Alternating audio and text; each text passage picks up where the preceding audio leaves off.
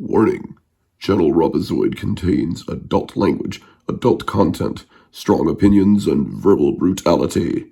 Viewer discretion is advised. When we're fighting any sort of war, Canada sends its soldiers.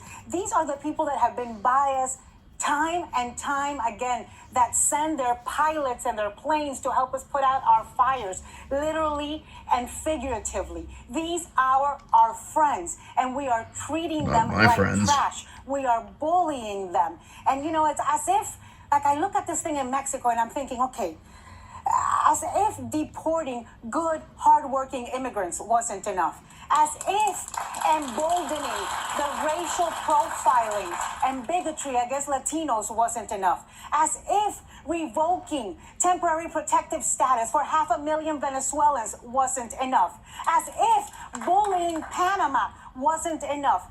Now he's going to tax our tequila and avocados?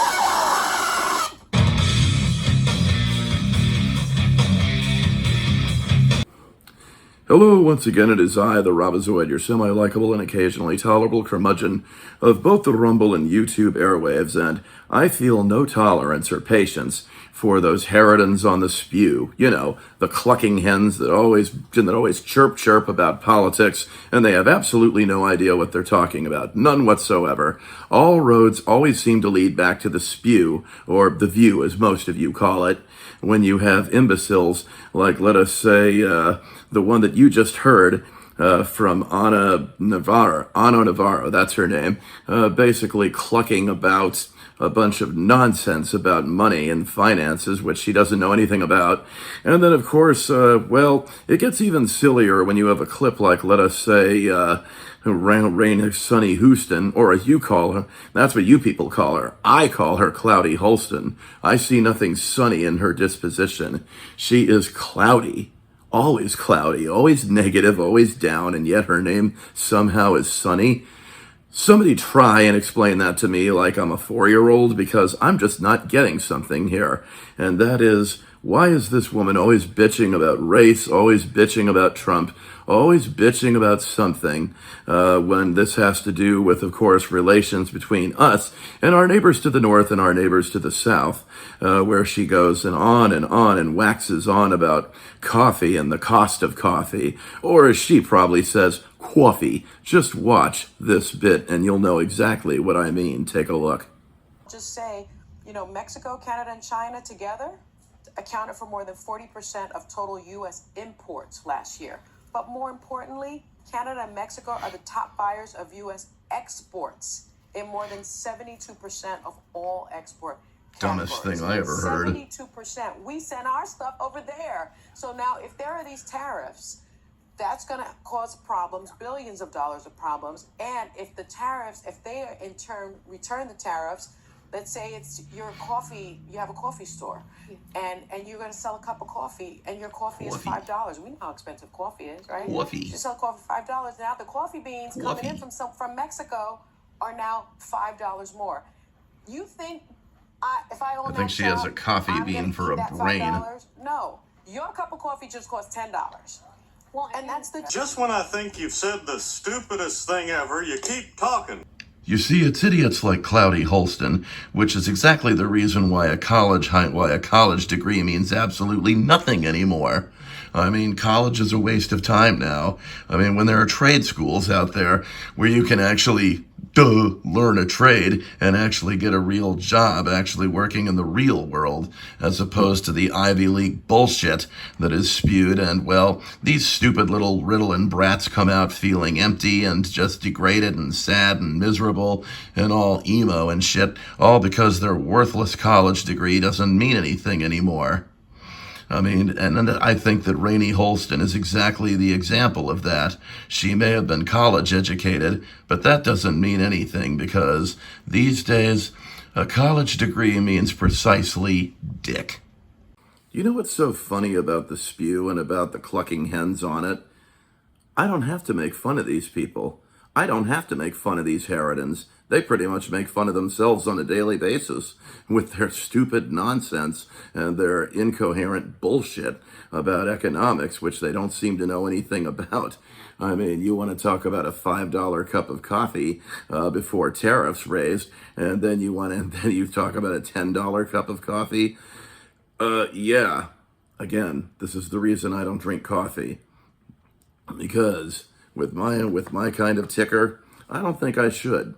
But nevertheless, a high school and these college diplomas, it's just a little stupid piece of paper, kind of like a trophy to make these little brats feel good about themselves.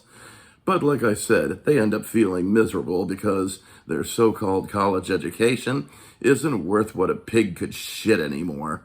So that's why they take it out on everybody else, including conservatives like us. And again, what's her name? Ana Navarro? Yeah, no neck, no opinion. Besides, she's ballooned up so much that she's just unrecognizable, except to Whoopi Garbage Mouth, who is basically ballooned up so much and then tried to lose weight, got fired from Weight Watchers, I think we all remember why, and then says stupid shit like this, which actually causes the audience, yes, the old biddies in the audience, to boo her. No shit here. Take a look. I'd like to point out that there is a reason people don't really take a lot of our things that we export, because the quality of what we put out has not always been the best. When we look at the foods, it used to be until your people got rid of our industry. If it's chock full of the stuff that preservatives we allow to go. When I say so her people, I mean liberals, not black people. Building American, but that also requires that we make big changes as to how we do things. Maybe R.F. Kenny Jr. can fix that. R.F. Kenny Jr. Flashback. The Canadian citizens showed how they felt about these tariffs at NBA and NHL games over the weekend. Take a look.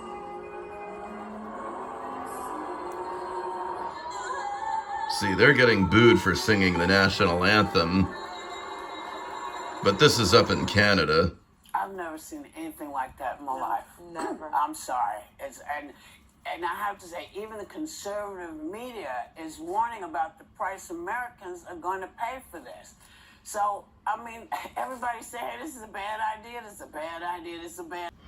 You see, Whoopi Goldturd, what makes America exceptionally great is the fact that we've given so much around the world. And, of course, these people don't even appreciate it anymore. So now, all of a sudden, when they're not our friends, well, it's time to start booing us. It's time to start jeering us and hating us the world over, which obviously you do. But, of course, when Trump is president, well, obviously he's not going to tolerate that and wants America to be respected around the world, which we are. It's just the problem is ingrates like you can't even see that. You've got it so great in this country, Whoopi, that you don't even fucking appreciate it. I'm guessing that's probably because you never worked a day in your life. R.F. Kenny Jr. Yeah, I will grant you this. I don't know why he's actually our health czar right now. I really don't know why. I mean, just because he can do a few sit-ups and a few push-ups and maybe lift a few weights, that doesn't make him an expert in health. But nevertheless, I think that was an obvious Freudian slip there with that R.F. Kennedy Jr. because... I'm surprised they even acknowledge him as a Kennedy since he's been ostracized and alienated from his entire family. But let's face it, rainy, cloudy Holston, you clearly are not going for your PhD in economics anytime soon, and you certainly aren't when it comes to health, or at least not public health, or mental health for that matter. So... yeah, I don't know what the hell she's even talking about anymore. She's got to be the stupidest person on the planet.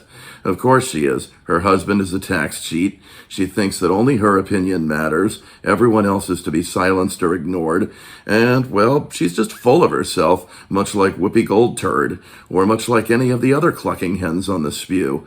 They're full of themselves. They think they know what's better for you. And I'm surprised that I didn't hear Joy Blowhard going on. I guess she wasn't there that day. Maybe she had some more important things to do, like launch a protest that's going to go nowhere. In any case, yeah. The clucking hens of the Spew, they have to be the stupidest people on the planet, period. And let's face it, ABC, you got to cancel this show. because you're not doing yourselves any favors. And I think you should go independent from Disney. That would be the best thing for you, ABC. Take it from the Robozoid. I mean, they've killed Star Wars. They've killed the Muppets. They've killed Indiana Jones. They're killing you. But you people, you chicks at the Spew, you're just not smart enough to recognize it, are you? This has been the Robozoid saying, hope you've enjoyed this video. Let me know what you think in the comments below. And for God's sakes, leave comments. And secondly, what else should I say? Oh, yeah, of course. Wokeness is weakness, something these Harridans are never going to learn. Never, ever, ever. Forget it. I mean, like I said, no PhDs in economics or actually just learning what real people are like. Of course not. They're dumbass celebrities that can't relate to the rest of the world.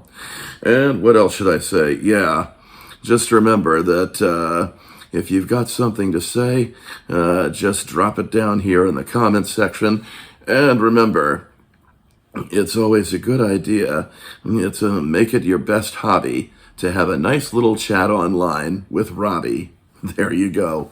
There's a little haiku for you, or a limerick.